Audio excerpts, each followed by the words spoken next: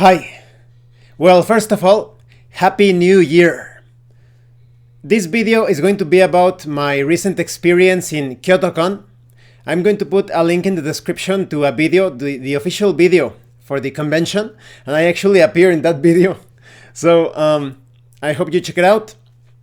I am also going to talk about some things I was reminiscing about a little bit after the convention.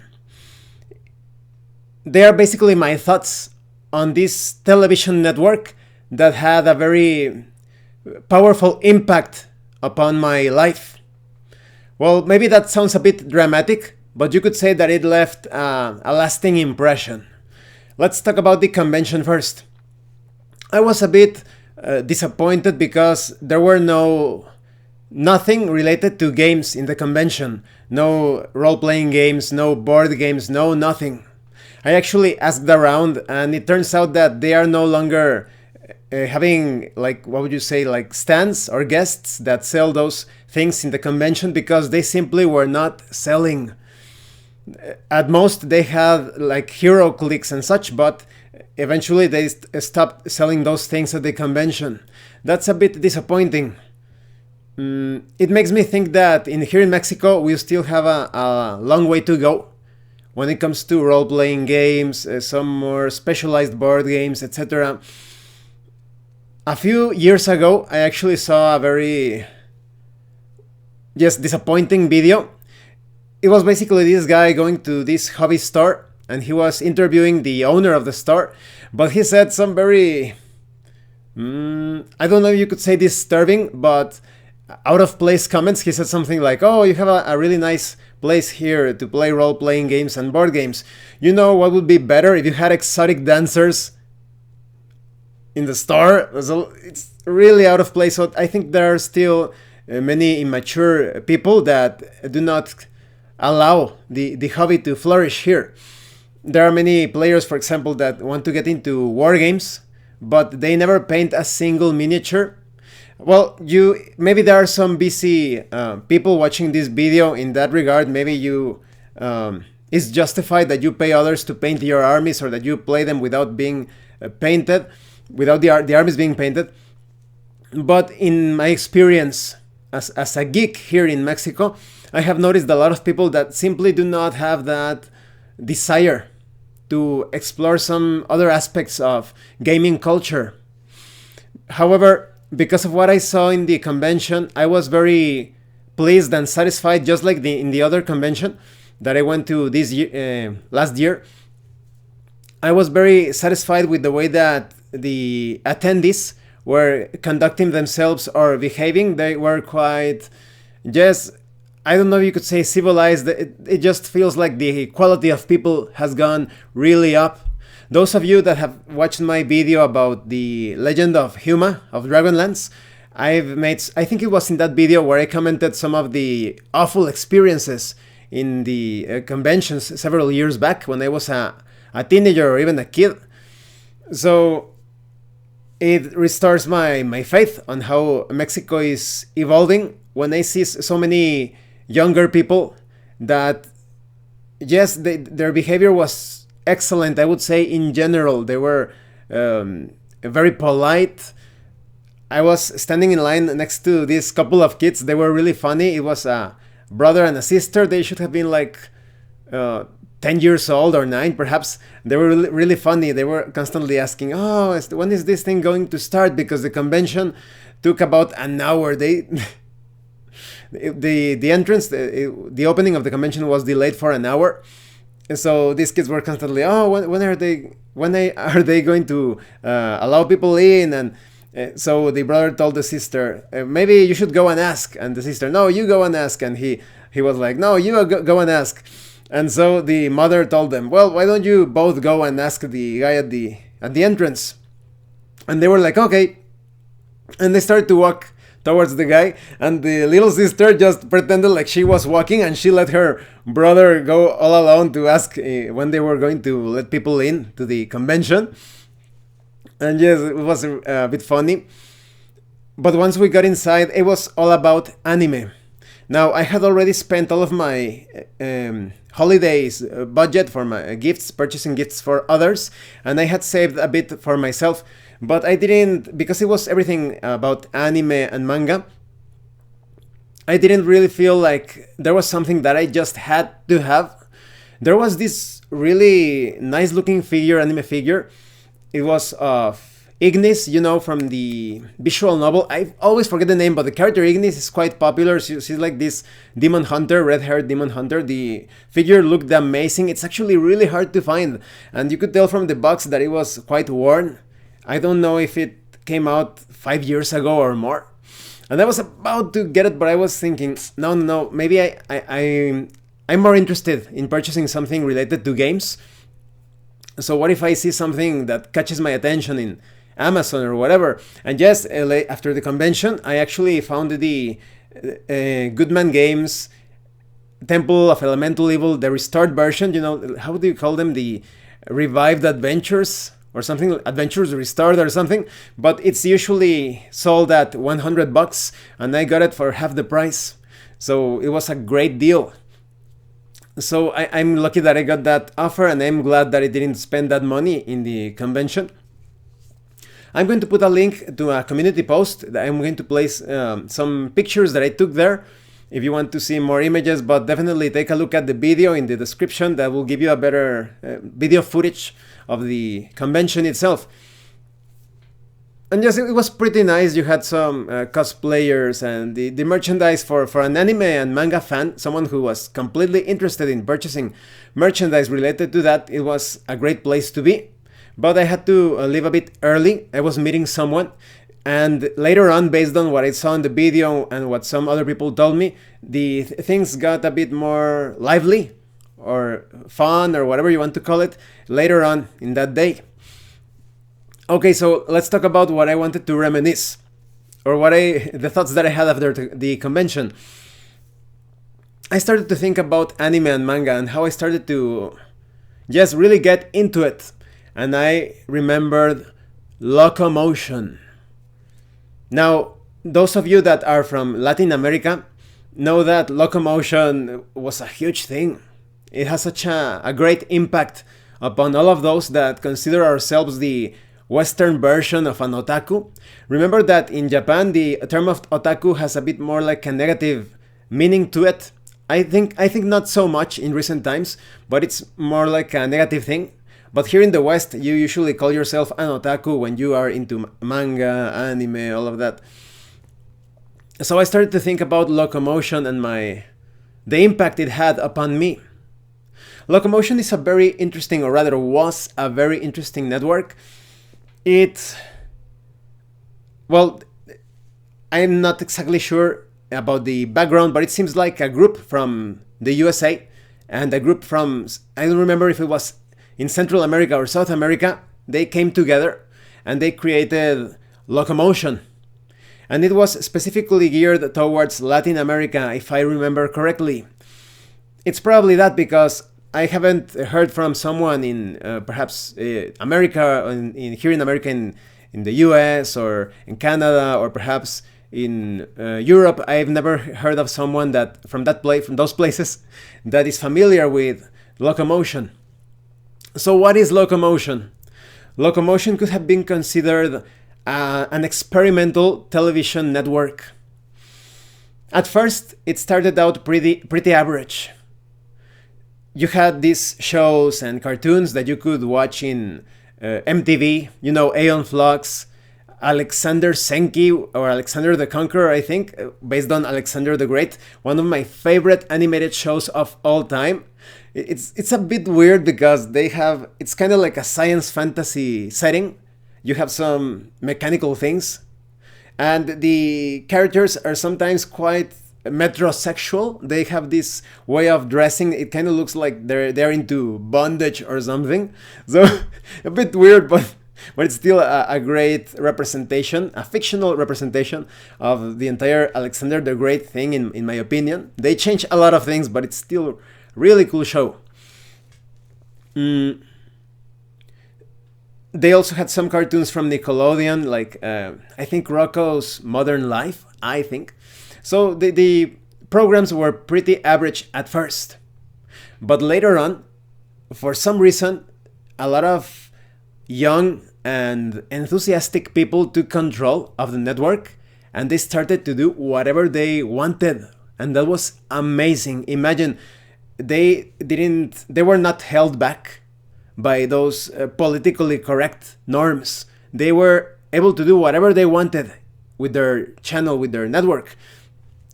And I think I got into it at the best time.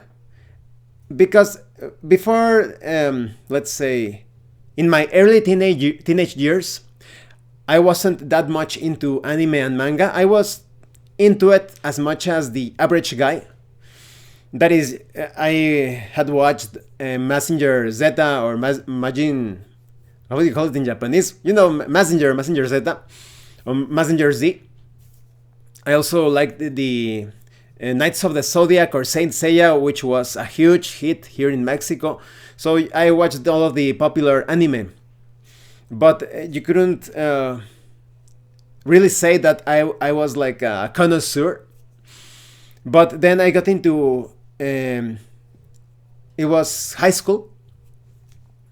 And probably one of the darkest moments in my life. I saw so many disgusting things there.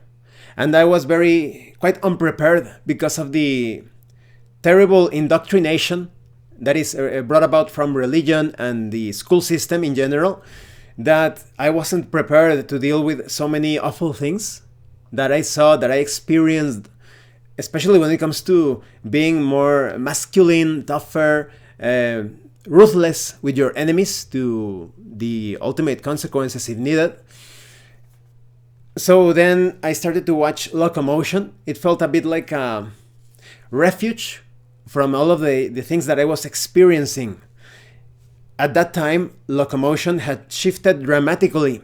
It still had those shows, but it also had so many anime series as well, and a lot of experimental things, some very weird shows, some of them from different parts of the world. I remember that there was this animated short, I don't know if it was Russian, but you had this ocean of glass. The world was almost covered in this ocean of glass, and the characters were navigating these boats, and instead of fishing, because the fish were trapped in the glass, they actually had to use these picks and different tools to pickaxes to just like basically carve their way through the glass and pull out the fish. It was a pretty crazy animation, so they had all of those weird things and they were fascinating. And the commercials, the promo spots and all of that, the TV spots, they made you feel the entire channel of Locomotion, and definitely I'm going to put a couple of videos in the description. It made you feel... I'll see if I can find a documentary about Locomotion, but I haven't seen a single English documentary about it. I have seen a couple of Spanish ones. They are great documentaries. They tell you all about the story of the network. But like I said, everything when it comes to the graphic identity of Locomotion, it felt as if you were watching the network, the programs from inside a dystopian insane asylum. You had this like almost like a warning before watching a show. It has like a warning, and it said this voice like the voice of a nurse from a dystopian setting. You know, like for example in the video game Judge Dredd, there is this moment where a hospital is being attacked by vampires, and it's very funny, very dark and very funny, because there is this like a nurse speaking through the speakers, and she was like, patients in areas 15 to A who knows what, please move to the evacuation zone. Patients in this other section, move down the corridor and follow the instructions from the personnel to evacuate the building. And then patients from the disease ward or something like that, terminal ward, just stay where you are. I mean, what's the point? So you got that sort of like a dystopian nurse voice in Locomotion, and she said something like, advertencia. El contenido del siguiente programa tiene contenido sexual. And so she's basically telling you like, warning, the the next show contains sexual content and start, but she said it in such a disturbing way. And all of these different like commercials, like I said, they promoted underwear from Locomotion, underwear with the brand of Locomotion, and you could tell from the commercial that they had a really good idea of how of the sort of people that were watching the programs.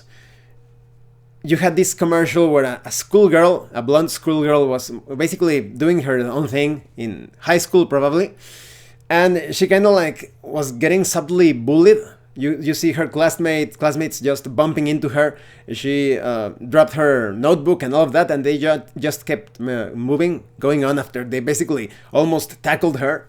Not to the point that getting her to the floor, but it was very rude that they just bumped into her and didn't help her pick up her stuff. And she picked up her notebook and books. She went back home, and they had this very like a David Lynch just sort of sequences. She kept walking home, but the video rewinded itself. The commercial like had this rewind effect, and she kept walking home, and they repeated that like 4 or 5 times. I'll see if I can find that commercial. I put it in the description. And she got to her home, and she started to like do a little mini striptease, but not taking it and taking everything off, but getting to the point that she was showcasing the Locomotion underwear. So you could tell that the Locomotion underwear was geared towards otaku girls, girls that didn't feel comfortable in the horrible dystopian school system that we have. And for the guys, of course, we also like the eye candy. And we could also identify, even though we were not schoolgirls, we could identify that being a guy trying to survive in high school, you could feel connected to that. So when I started to watch those programs in Locomotion, they just blew my mind, because you didn't really have access to more niche anime here in Mexico. You needed to go to those suspicious rental stores and see if you could find something at a decent price. Something beyond hentai, unless that was what you were looking for. But Locomotion had all of these shows that were just you could only see them in Japan. I think some of them came out before being available in other places like the US, but the translation was pretty lackluster in some cases.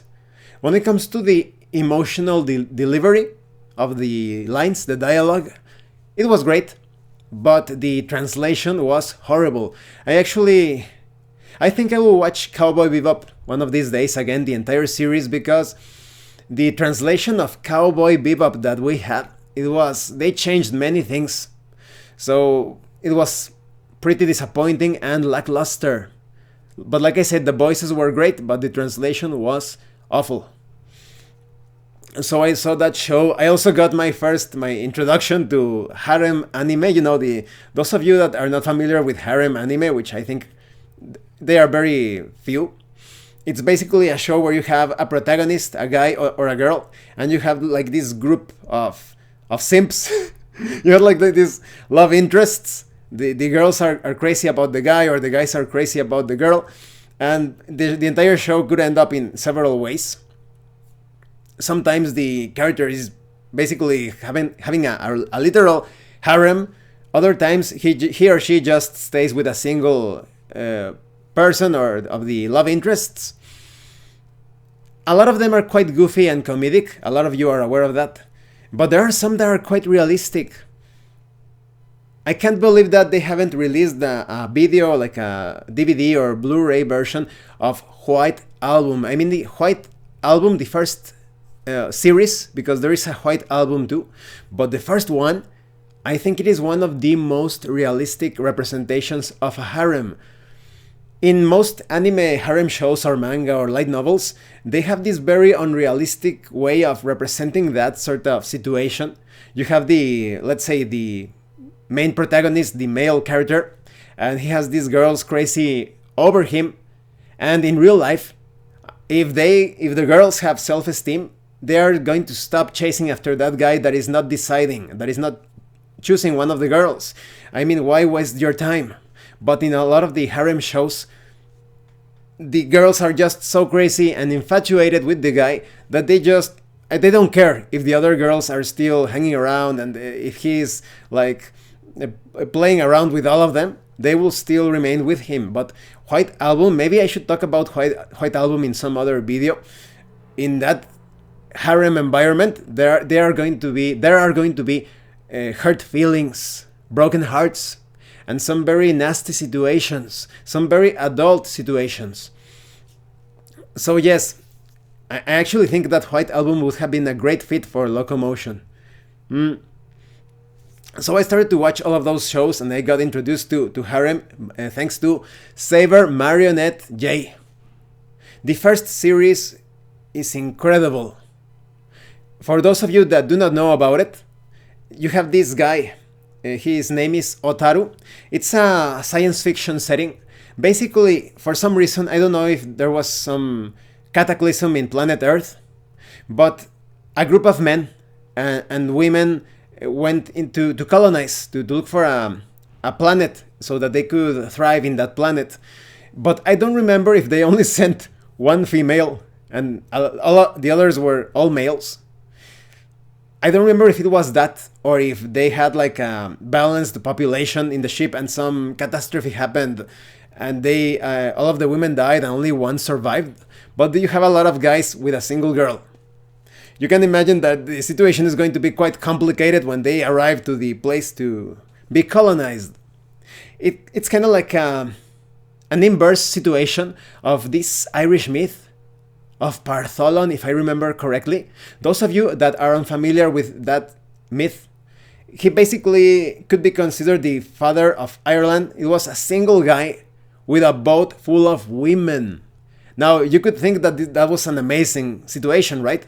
But no, he at the very end, he was quite suicidal. All of them, imagine just a single guy for all of the women, they all wanted a piece of him. And you can only, as amazing as you can be, you only have so much stamina. So, the myth, if I remember correctly, he eventually committed like a sort of suicide. He plunged into some river or lake, and he turned into a fish, apparently. You know how mythology is. But yes, imagine that situation. So here you have this single woman for all of those guys. Now you could be thinking, oh, this is a harem geared towards women, right? Like they are fighting for her affection. But no, it turns out the artificial intelligence of the ship was, you could say, evil, or at the very least, very hostile. The artificial intelligence fell in love, if that is even possible, with the woman by the name of Lorelei. So the machine captured her, put her like in stasis, and tried to kill all of the men in the ship. They came from different nationalities. You had one from Japan, the main character. You had one from the Germany, from the US. So they escaped from the ship using one of the escape pods, and they landed on a planet that was luckily enough suitable to be inhabited. But they were thinking, but we have no women. How is the human species going to survive if we have no women? And so they started to think, well, we need to... obviously, the German guy that is the villain, Faustus, he said, we need to clone ourselves. But because we are only men, we still do not have the knowledge to create a female clone, but we need to, for the humanity to survive, we need to clone ourselves. It's going to be a planet of only men, but we also need women to serve us. We need women to serve us. That's his words. So they started to create these androids that were like a simulation of women called marionettes, and they started to do everything that women usually do in traditional roles, you know, like cooking and cleaning, and they were... But here's the funny thing. You couldn't have an emotional attachment to those marionettes. So if you had a guy that fell in love with one of those robots, that was like, oh, you're very weird, man. Because you're basically like falling in love with an appliance, with something that is not truly alive. So that was seen like a bad thing. You could have all sorts of dystopian pleasures with those robots, but as long as you didn't feel some sort of attachment, that was okay. But Otaru, the main guy, the main character, he was a bit more open-minded and it's a really complex story. I'm not going to tell the entire thing, but it turns out that there are these circuits that can pretty much simulate a soul. That's part of the show. Is it actually possible for a machine to have a soul? And he encounters these three marionettes throughout the series, and they are pretty much women. They are synthetic in every way, but when it comes to their feelings, thoughts, emotions, they are women. So that kind of blew my mind, all of those things for a young Abraham to see all of those things. I started to think, wow, that's some things to consider about the nature of the soul and machines and all of that. So Locomotion had a huge impact upon me with all of those shows. Sadly, later on, Sony got full control over Locomotion, and the content was more streamlined to the point that before completely dying, the network had programs that you would see anywhere else in the Sony channel or any other network that you can imagine, more mainstream or normie. And gone were all of those anime shows. It had actually turned into Animax. But all of those weird commercials, all of those Evangelion, I got introduced to Neon Genesis Evangelion. Do you say it Evangelion in English? I think so, but I will call it Evangelion. And so, if that show is disturbing and shows some really awkward things about growing up as a young man, your relationship with your parents, with the opposite sex in a totalitarian society where they control everything and they shame you for your feelings as a man or as a woman. It's a very disturbing show overall. I know a lot of you know about it. I was very disappointed with the recent films. They ended up so... The main character... Maybe this could be considered a spoiler, but you could say that it glorifies being a wage slave. So, well, back to Evangelion. They actually had some very disturbing Evangelion commercials, with music that you would expect to see in a horror film, and they started to think, what would happen if man fought God? From the creator of this and that comes the masterpiece and all of that. So yes, all of those shows were magnified because of the commercials. It's such a sad thing that Locomotion died in that way. They also had a lot of groups, experimental music groups. There was this group called Minerva. It was from I think it was from Argentina. I think so. I'm not sure. And they had like a very weird way of singing. They had like very very high pitched. I was going to tell you something that I thought I have to tell them this about the music groups, experimental music groups. Some very weird videos. They were like very short videos. You thought that they were like a commercial or a TV spot, but you had this couple of middle-aged guys with, you could say that they were not exactly physically fit, and they went to this badminton place. No, a squash or badminton. No, it was squash. They were going to play squash, and they were kind of like trying to show off in front of women, and they played pathetically in the most cringe-worthy way possible or imaginable, to the point that one of them ended up hurting his back, and they were still like, oh, we're fine, and they were trying to show off with these women. So yes, it had so many surprising things. So going to this KyotoCon convention made me think about Locomotion.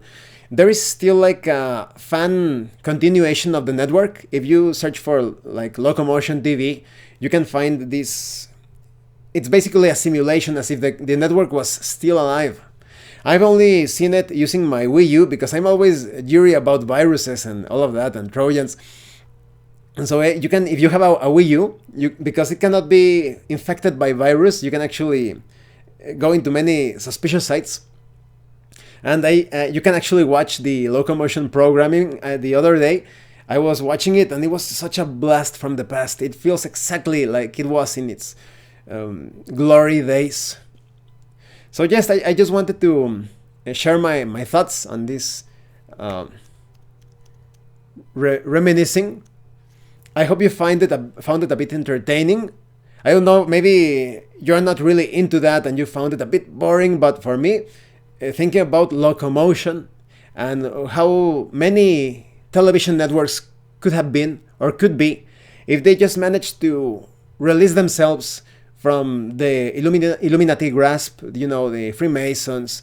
Just take a look at the many logos with the eye.